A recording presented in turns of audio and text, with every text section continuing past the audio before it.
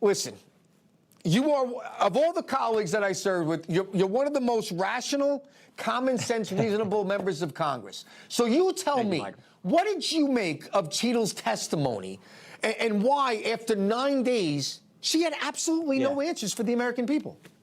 No, it was pathetic, and I think her decision today was what the whole country understood needed to happen.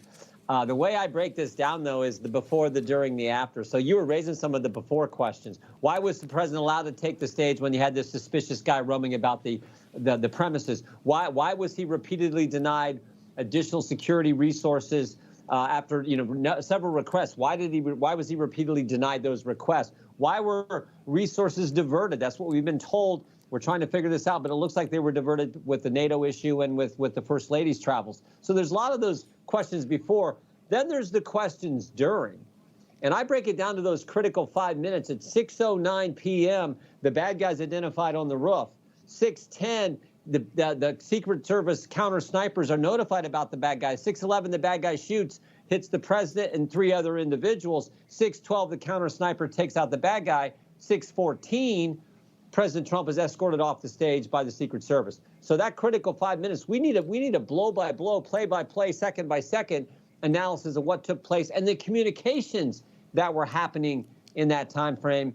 And then there's the after. And this was the one that bothered me the most, because the day after, the Secret Service says it's absolutely false. I mean, they were dogmatic. It's absolutely false that they asked for help and they were denied the help. President Trump's security detail. Secretary Mayorkas said it's unequivocally false that they asked for help and were denied help. And then 5 days later, on the 16th, they changed their story and say, well, you know what? There were instances where President Trump's detail asked for help and they were denied those, they were turned down those resources. So they lied to us. So before there were problems, there's during we got to get the answers to, and there's after where they lied to us.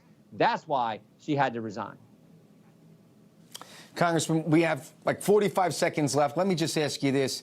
If, God forbid, Kamala Harris became the next commander-in-chief, are we then to expect that our agencies will lie to us, not give any information, and just continue down this path of doing whatever they think they should be doing and be damned with all the rules and the Constitution and everything else? That'll all go to hell.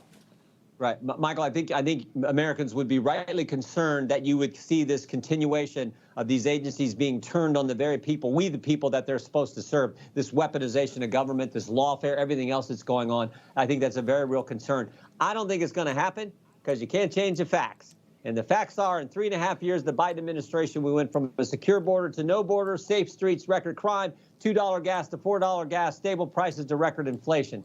Those facts are not going to change. Their record is not going to change. American people are smart. They're going to make President Trump our next president. Well, your mouth to God's ears. Congressman Jim Jordan, my good friend, it's great to see you again. Thank you for taking a little time to see us tonight. Yeah.